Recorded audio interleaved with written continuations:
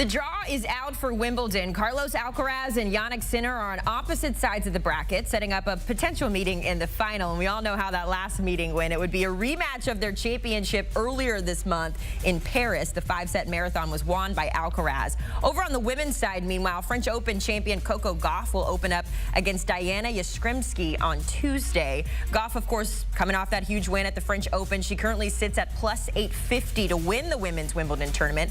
That's the fourth best odds, but the three names above her have just one Wimbledon title combined.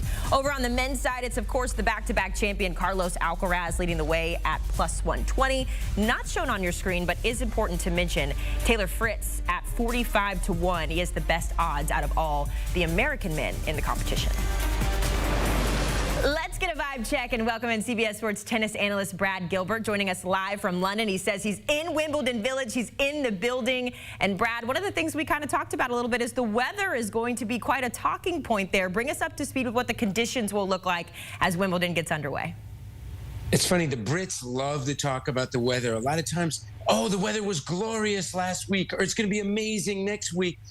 But come Monday, can you believe it? We could have weather in the low 90s, and heat will actually be a factor in some matches. We'll make the courts play a little quicker and higher bouncing, but could be an incredibly dry first week with a lot of warm temperatures, which actually will help, some big servers and will probably lead to a lot of upsets. All right, keeping an eye on the weather. And of course, Brad, we are also keeping our eye on the back-to-back Wimbledon champion in Carlos Alcaraz, looking to become the fifth gentleman in the Open era to win 3 straight titles. We've had a lot of conversations here at HQ this week about the word dynasty and what fits. But as fans, do you consider this the Alcaraz era, the Alcaraz dynasty right now, what we're watching?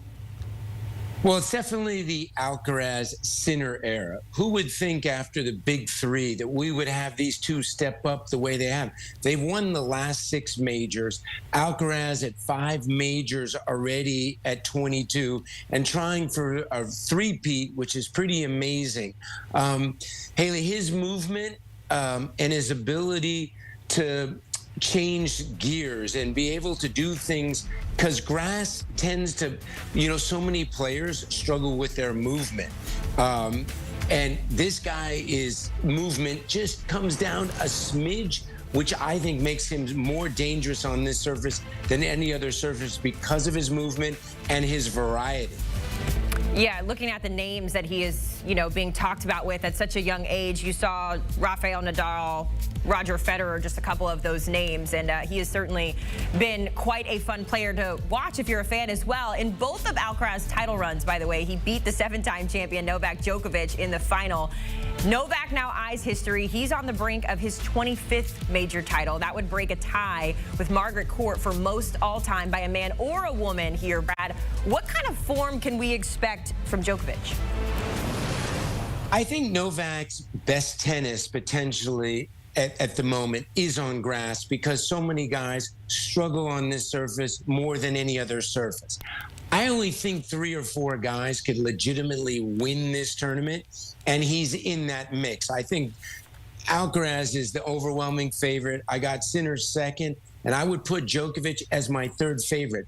I think the biggest obstacle for him, Haley, at 38 years young, is to be able to potentially beat Sinner and Alcaraz. And if he was to do it, he'd have to do it back-to-back matches in the semis and finals. I think that would be the most difficult obstacle. He would need a little bit of help. I think one of those guys to lose maybe before the semis would really, give his chances a lot more. It's always good to see the world's greats accomplishing things year after year after year. It just seems like he continues to get better despite the career coming to a close here sooner rather than later. So we'll keep our eye on Djokovic. You know how we are here in America. We love to watch the Americans. Coco Gauff just turned up for us here in the United States. So who's an American man and woman that you're keeping your eye on this month? Well, Haley, we have 35 Americans in the draw. That's the most in the tournament since 1999, and this exactly the same. In that year, we had 19 women and 16 men. I think we have a lot of good young men. Leonard Tien, 19 years old from California. Alex Mickelson seeded for the first time in a major at 20 years old. Jensen Brooksby and Quinn, 4 young Americans. But I do think our best hope for a really deep run, we haven't had an American man win the tournament since 1999, it is Ben Shelton. He's got a bomb of a serve. I think the warm weather could help him. On the women's side, we've won 2 the first 2 slams to start the year. We had Keys win in Australia. We had Coco win at the French. And the slogan my Warriors like to say, strength in numbers. I feel like in the women's, we definitely have strength in numbers. We have 8 women seeded players. We have a lot on the bottom half of the draw. So I wouldn't be surprised if we had 3 Americans in the quarters, maybe 2 in the semis. It's not Coco's best surface. She struggled on it the last couple of years. And speak of, long shots. If you like long shots, the last 2 winners on the women's, Vondrousova and Krejcikova, 2 players from Czechia who came basically out of nowhere to win this. I hope we get a little more chalk this year on the women's, but something tells me the trend is if you like a dark horse on the women's, take about a half a dozen, because I think you'll get maybe one that's at least a 20-to-1 shot that could make the final weekend. That's how long, crazy the women's have been the last 3 years. But I also think on a veteran American side, I like the way Jessica Pegula's been playing.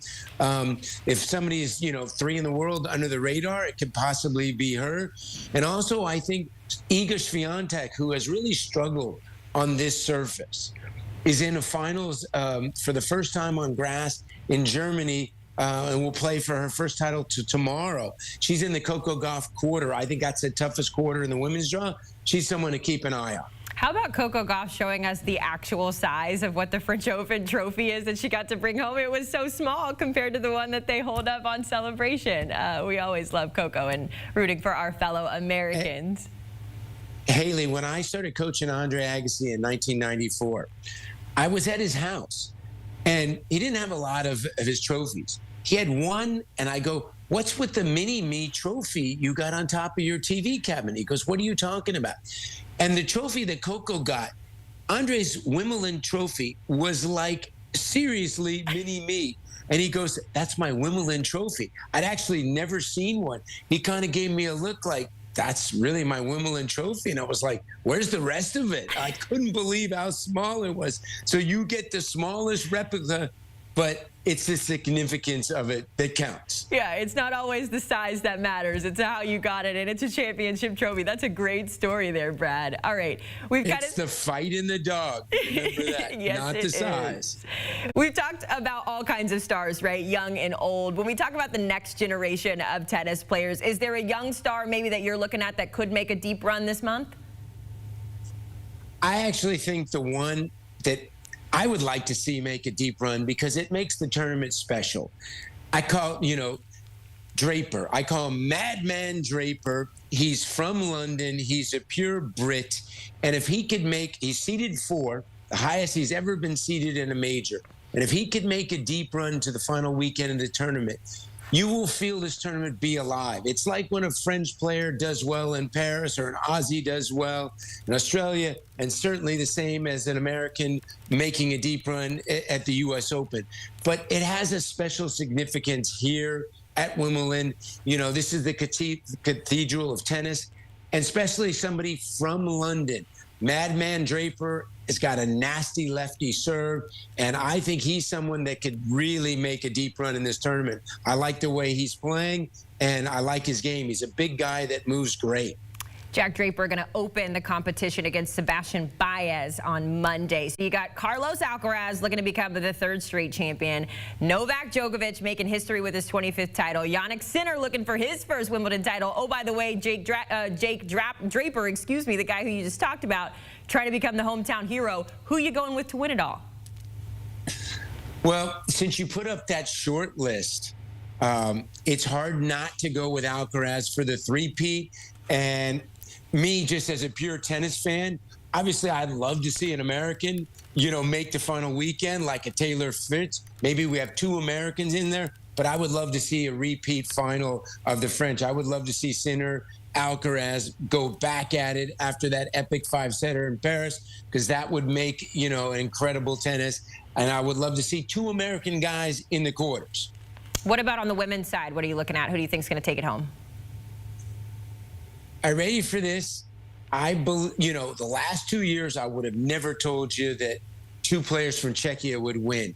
And I would love to see an American, or I would love to see, the top 3 players, 2 of them make the final. But I think we'll at least get 1 player outside the top 15 in the final, maybe even 2. I just think this surface is a bit of an equalizer, and we don't really have any grass court specialists on the women's side.